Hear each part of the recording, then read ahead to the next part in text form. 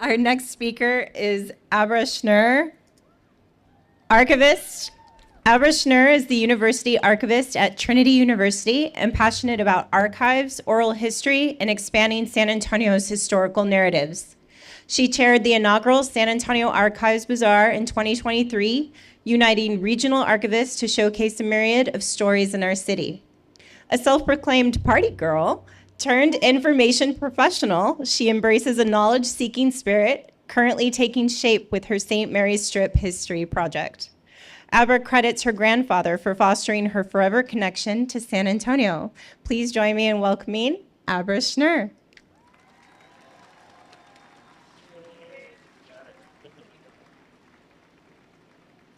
Hello. Happy National Library Week, everyone. Yeah? With IMLS and the National Endowment for Humanities being dismantled, it hits a little different this year. Are there any other GLAM workers out in the audience tonight? Galleries, libraries, archives, museums? Give them a high five.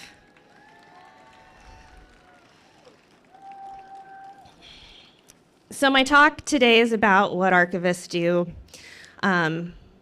I hope that you see value in the work that we do, and I hope that I can explain what it means for us to do this work. That's me. I'm sitting with a brick inscribed with my name. These name bricks were part of a city beautification project on Houston Street. Mine, among many others, is catty corner to the entrance of the Majestic Theater. I like to say it is how my identity and place interact in the most concrete way. When I think about my love for San Antonio, it is sensoric in nature. It is the squish of river algae between my fingers and toes, the sound of punching accordions and scraping spoons along washboards. It's the red of mountain laurel beans and the poke of pecan shells. Many of my memories are because of this man, my papa. More than anyone else, he instilled this love in our city for me. Shortly before he passed, he asked me to do an oral history of him. I didn't have any recording equipment, and I was tired, but I sat there and listened to him as he shared stories.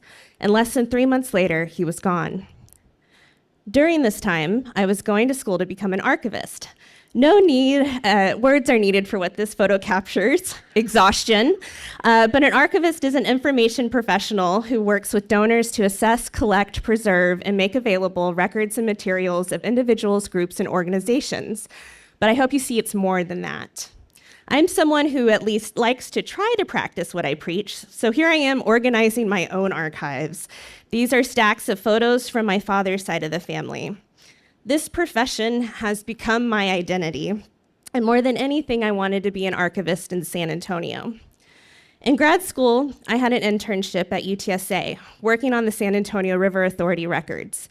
Through this experience, I began to know San Antonio in a different way, a more critical and analytical way in thinking about the development of our city. And it was my first deep dive into primary research documentation. We ended up archiving my papa's papers at UTSA as well, and I worked on processing his collection. Like most personal collections, it contains an array of material unique to that person's experience. His resignation from the Department of Defense for Vietnam, his work with the Julie Jordan Free Clinic, and his support of the Mexican American Unity Council. When I applied to the University Archivist position at Trinity, there was a point where I was sitting in a room overlooking the city I grew up in. It was there I said how important it was for the archives of the institution to reflect its relationship with the city and vice versa. As soon as I started my position, I began participating in the San Antonio Regional Archivist. I was honored to be chair of the programming committee and work with an amazing group of archivists for the first ever San Antonio Archives Bazaar. It was a day of show and tell from different repositories, panels of community archives, and public historians and music. I hope we do more. One of the ways I wanted to expand the concept of the University Archives was to grow collections from alumni. I want the archives to reflect what it means to experience an education here and how it shaped that individual and the places that they go on to go. The Donor Relations and Archives development of the Learning About Learning Foundation is an example of this work. My colleagues and I have made a place for the the archives a place for students. Through student research, student assistance, classes, and instruction, students are becoming active participants in their history and archives making. We incorporate university archives in everything that we can do. What has been most fulfilling to me has been my work with the Conmemorando a la Comunidad Interdisciplinary Digital Humanities Project. Through this collaboration, we are filling important historical gaps in Trinity's record and developing a sense of belonging through the past. I'm so lucky that I get to work at a place that encourages us to do this. The day before my interview at Trinity, I walked over to my grandfather's house. I sat on the steps, wanting to feel his comfort. I sat there for a long time, and I looked out at the street, and I thought about the neighborhoods I had grown up in the first 7 years of my life, the Edison area, River Road, and Tobin Hill. But there was one street I always came back to, aside from my papa's. I'd spent a lot of time on the North St. Mary's Strip through different phases of my life. I was quite the scenester in my 20s and the early aughts.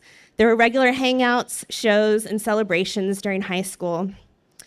And when I was very young, my family would tote me along to the St. Mary's Bar and Grill, Cactus Bar, and Tycoon Flats. Things were different when I returned to San Antonio in January of 2020. How could I honor what this street had meant to me? I ended up starting the St. Mary's Strip History Project. Now, I'm an archivist, which is different from a historian, but by the nature of the job, we become part of the public history process. So what are the histories of the Strip? And what is its connection to its neighbors, the neighborhood, and the city? While my main focus is on the 1980s through the 2000s of the Strip as an entertainment district, I hope through this research, the project can be a resource to illuminate some of this context to a broader audience.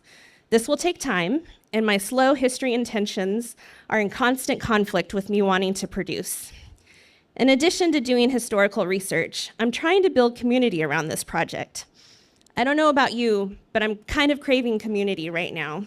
I've been trying different things to see what people connect to.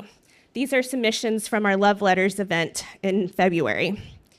And I've been thinking about it.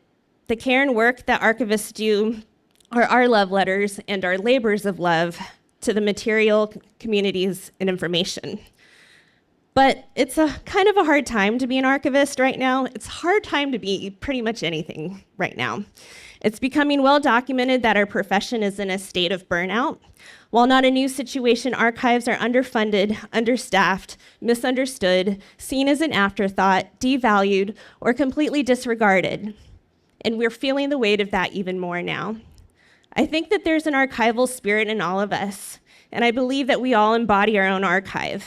I encourage everyone to think about what you save, how and why you can save it, how you remember, and what you can do to prevent the erasure of lived experience.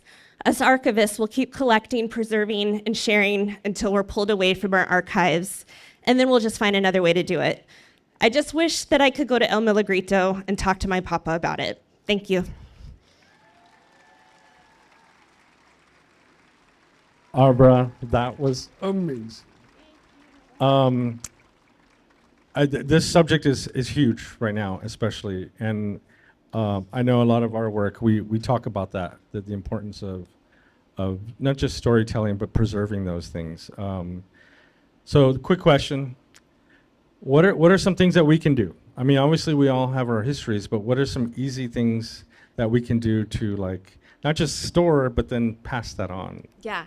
So yes, there are things that everyone can do at home. I think a good thing to do is start organizing, just start grouping. That can be in terms of format, that could be in terms of family member or subject or topic. It could be the time period as well. And then the really important thing is to preserve and pass down is to give your materials a description in some way. So not just like a random string of numbers on your images that you save, but try to describe things in certain ways, names of people, dates, places. That's really important to have that context in the future. And And then protecting, just try to find a good dry space in your house if possible, and away from pests as possible too. I have cats. They pee on my boxes, so I had to switch to boxes. So it happens to everybody. It's pinche cats. I love cats, but they're pinche. And real quick, Sunken Gardens. What's a cool memory? I mean, you're St. Mary's. You're right there. Come on. Yeah, so I've never snuck into Sunken Gardens before. I've snuck into some other places, but I went to see Steve Miller Band here. I was not named after the song Abracadabra, but I was born around the same time period, so I just felt like I needed to go do that, and I don't know, it was all right. That's awesome. Well, thank you so much, Abra.